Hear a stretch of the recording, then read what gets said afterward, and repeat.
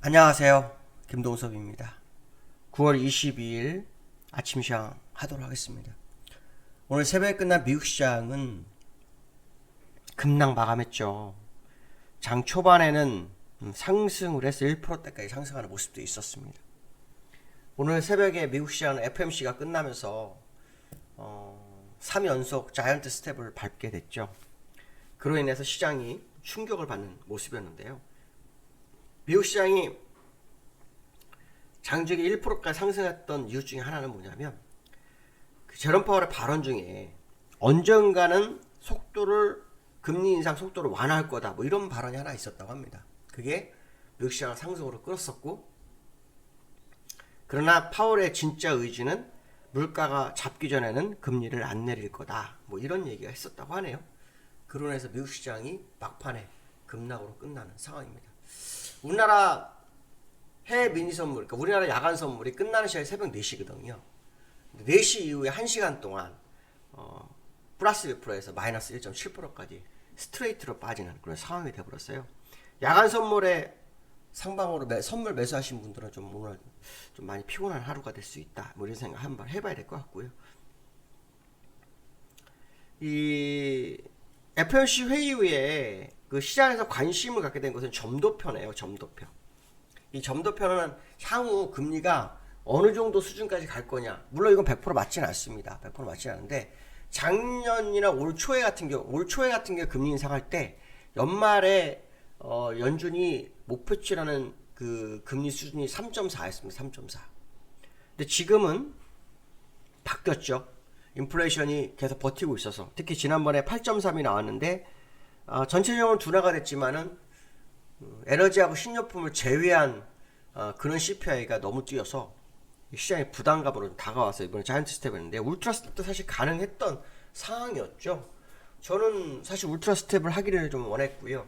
웨스파고의 그 리포트에 의하면 연준이 이런 식으로 금리 인상 하지 말고 한 번에 1.5% 정도 금리 인상을 해야 된다 뭐 이런 얘기도 있었는데, 연준은 0.75%를 하고 있습니다. 근데 연준의 지금 금리 인상은요, 선제 대응이 아니라 그때그때 대응하는 전략을 하는 것 같아요. 그렇지 않고는 이렇게 금리 인상 할 수 없거든요. 왜냐하면 지난번에도 연준의 금리 인상 수준을 보면 0.25, 0.5, 0.75 이런 식으로 가잖아요.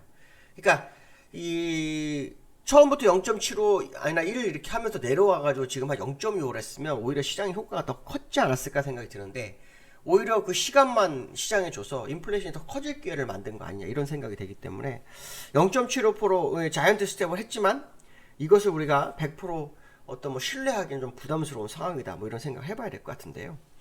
이 점도표의 연말이 4.4%가 나왔어요. 그러면 현재 오늘 금리 인상으로 해서 3.0, 3.25 사이가 돼버렸단 말이에요.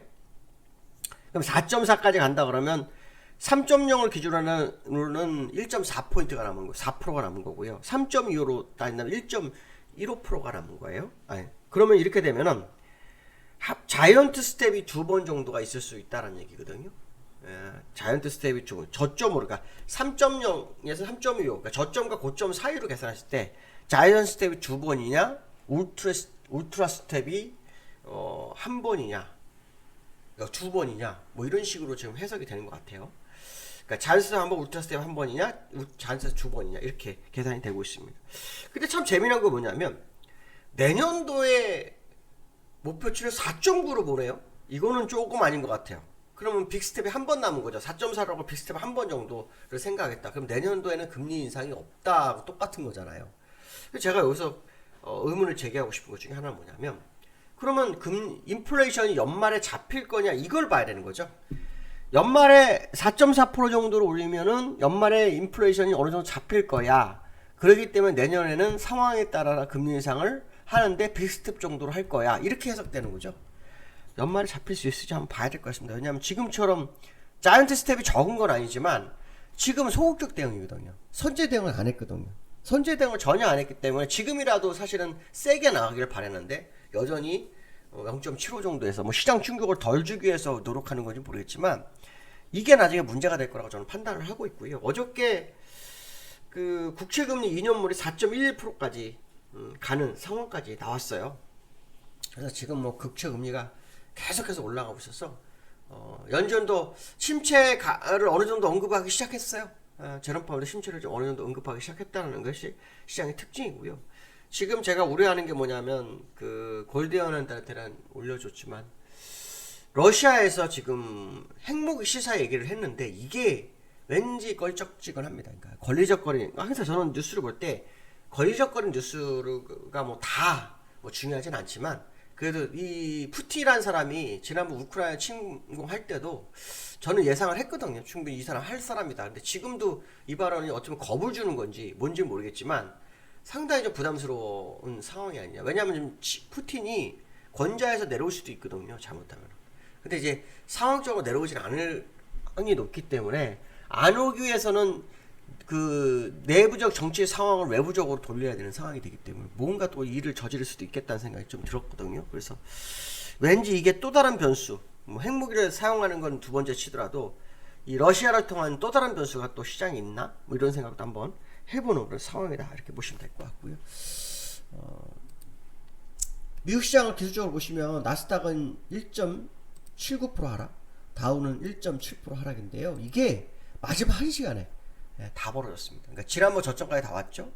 오늘 장중 첫점 이 일봉을 봐야 되죠. 죄송합니다. 일봉을 보면 이게 장 초반에 그러니까 우리나라 야간 선물은 새벽 4시에 끝났고요.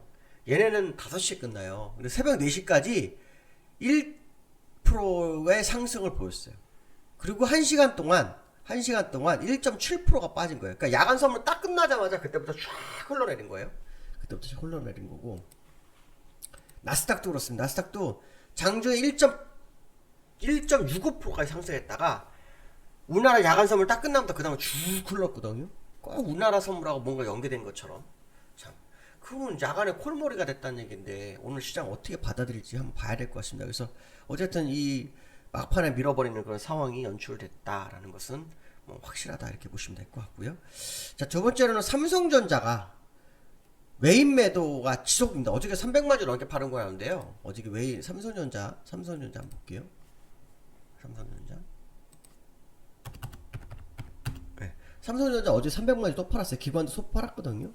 이 삼성전자가 오늘 어떨지 봐야 되겠죠. 어제 장중에 최저점까지 갔다가 마이너스 1.43까지 갔다가 줄이고 끝났어요. 근데 이게 이제 이 주봉으로 가보면 월봉으로 한번 가보면 요때 가격으로 온 거예요. 요때 가격으로. 근데 요때 가격은 사실은 벌써 몇 주 전부터 왔어요. 몇 달 전부터 왔는데 일단 뭐 종가상으로 온 거는 이제 두 번째죠. 지난번 여기, 그다음 여기, 그렇죠? 그래서 또 거기 왔다 이러는데요.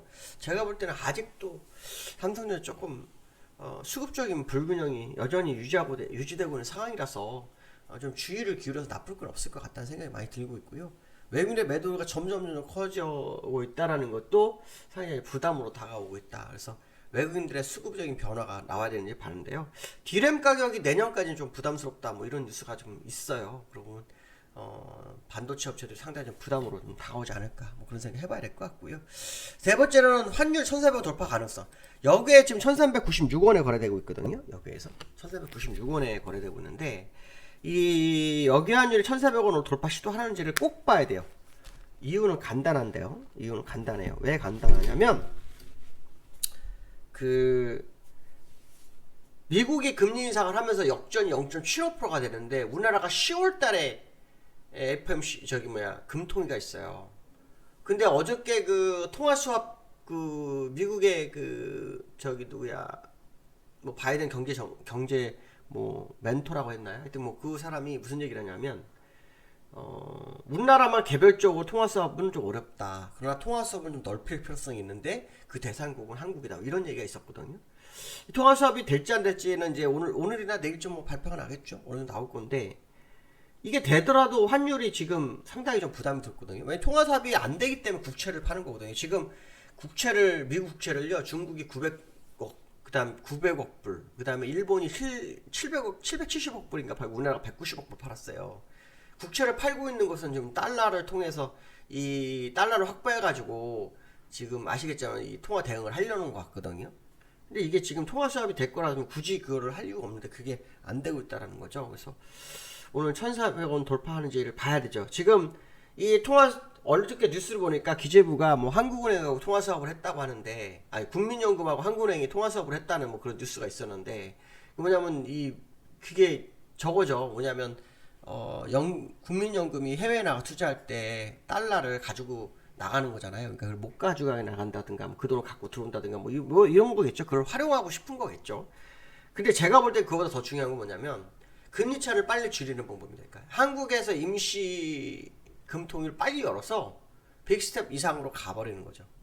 그러고 보면 그나마 환율 상승이 좀 약할 수 있지 않을까요?